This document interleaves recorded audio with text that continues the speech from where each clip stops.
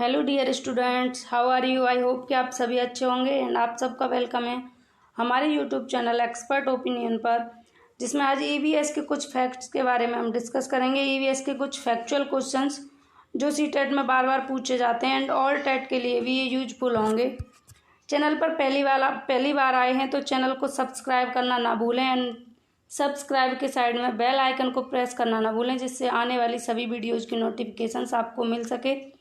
Like share and subscribe आप लोग कर देना अपने हिसाब से। सेशन पसंद आए तो वन्य जीव सुरक्षा अधिनियम कब बनाया गया? 1972 में। सबसे पहली बात यह है कि आप पेन और कॉपी लेकर बैठेंगे एंड इन नोट्स को नोट करते जाएंगे, जिससे आने वाले समय में आप इनका रिवीजन भी कर सकें। वैसे आपको इसकी PDF फाइल भी टेलीग्राम चैनल पर हमारे पे उपलब्ध करा दी जाएगी। यदि आप नहीं जुड़े हैं तो डिस्क्रिप्शन बॉक्स में जाकर टेलीग्राम चैनल से जुड़ जाएं। एंड विदाउट स्पेस यदि आप एक्सपर्ट ओपिनियन ऑफ यू भी सर्च करेंगे तब भी आप हमारे चैनल तक पहुंच जाएंगे। एंड लोगो लगा हुआ है हमारे चैनल का, आप देख सकते हैं। तो स्टार्ट करते हैं सेशन को। वन्य जीव सुरक्षा अधिनियम कब बनाया गया? 1972 में। वनों के जीवों की सुरक्षा के लिए अधिनियम बनाया गया था, उसे वन्य जीव सुरक्षा अधिनियम कहते हैं, जो 1972 में पारित हुआ था। और 1972 के बाद 1973 में एक और अधिनियम पारित हुआ, उसे टाइगर रिजर्व या फिर बाघ संरक्षण अधिनियम भी कहते हैं। ठीक है। वन संरक्षण अधिनियम कब बनाया गया? 1980 में। वनों की सुरक्षा के लिए वन संरक्षण अधिनियम 1980 में बनाया गया। सुरक्षा अधिनियम कब बनाया गया? 1986 में। पर्यावरण सुरक्षा अधिनियम कब बनाया गया? 1986 में।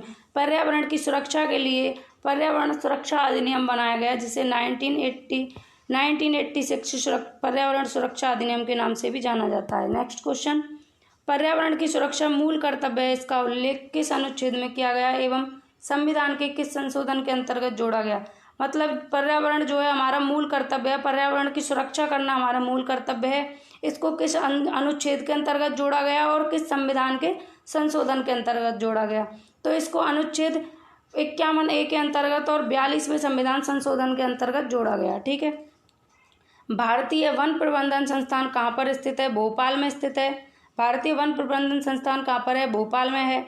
वन अनुसंधान संस्थान कहाँ पर है? देहरादून में है। वन अनुसंधान संस्थान कहाँ पर है? देहरादून में है। ठीक है। वर्षा वन अनुसंधान संस्थान स्थित है। वर्षा वन अनुसंधान संस्थान कहाँ पर स्थित है? जोरहाट में। आनुवांशिकी एवं वृक्ष प्रजनन संस्था कहाँ पर है? कोयम्बटूर में। ये क्वेश्चन आपके लिए मोस्ट इम्पोर्टेंट है। आनुवांशिकी एवं वृक्ष प्रजनन संस्थान कहाँ पर है? तो कोयम्बटूर में है। नेक्स्ट। उत्पादकता केंद्र कहाँ पर है? रांची में है। रांची में क्या है? उत्पादकता केंद्र है। भारत की प्रथम वन नीति का निर्माण कब हुआ? 1984 में। भारत की सेकंड वन नीति की बात करें, यदि द्वितीय वन नीति की, तो 1952 में आई थी। इसकी अलग अलग वन नीतियाँ आई हैं। यदि आप चाहेंगे तो इसके बारे में डिटेल में चर्चा करेंगे, और यदि आप वीडियो और चाहते हैं इस टॉपिक पर तो आप कमेंट सेक्शन में बता सकते हैं। ठीक है। गिद्ध संरक्षण पर योजना कब प्रारंभ की गई? 2006 में। गिद्धों के संरक्षण के लिए योजना कब प्रारंभ की गई? 2006 में। गोंड संरक्षण परियोजना कब शुरू की गई? 1987 में। गोंड संरक्षण परियोजना 1987 में शुरू की गई।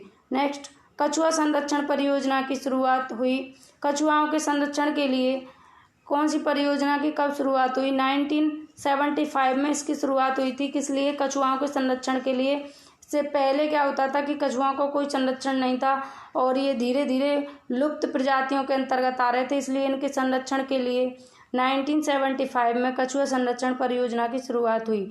बाघ संरक्षण पर योजना कब प्रारंभ हुई? बाघों के संरक्षण परियोजना कब प्रारंभ हुई? 1976 में। ये वही है जिसके बारे में मैंने आपसे चर्चा की थी, टाइगर रिजर्व इसको कह सकते हैं इंग्लिश में। और बाघ संरक्षण परियोजना आपके सामने लिखाई है। बाघ संरक्षण परियोजना के नाम से इसे जाना जाता है, जो 1973 में यह अधिनियम पारित हुआ या ये योजना आई थी, जिसमें बाघों के संरक्षण की बात की गई। नेक्स्ट। किस वृक्ष को पर्यावरणीय संकट माना जाता है? तो यूकेलिप्टस को पर्यावरणीय संकट माना जाता है। यूकेलिप्टस से आपके सीटेट में बार बार क्वेश्चन पूछा जाता है, इसलिए आप इसे ध्यान रखेंगे। केंद्रीय मरु क्षेत्र अनुसंधान संस्थान कहाँ पर स्थित है? जोधपुर में। केंद्रीय मरु क्षेत्र, मरु से आप समझ रहे होंगे कि राजस्थान की बात हो रही है, मरुस्थल की बात हो रही है, तो केंद्रीय मरु क्षेत्र अनुसंधान संस्थान कहाँ पर है? राजस्थान में है। नेक्स्ट।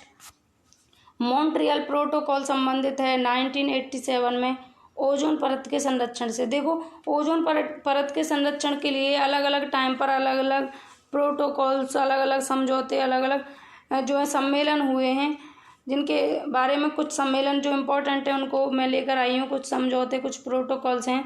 तो मॉन्ट्रियल प्रोटोकॉल पूछा जा चुका है आपसे पहले प्रीवियस ईयर में कि मॉन्ट्रियल प्रोटोकॉल किससे संबंधित है, तो 1987 में ओजोन परत के संरक्षण से। ओजोन परत के संरक्षण से मॉन्ट्रियल प्रोटोकॉल का संबंध है। वियना समझौता हुआ 1985 में ओजोन परत से संबंधित, ये भी ओजोन परत से संबंधित हुआ था। 1985 में ओजोन परत से संबंधित था। ओजोन परत में छिद्र जो छेद हो गए थे उसके लिए 1985 में ओजोन परत से संबंधित वियना समझौता हुआ।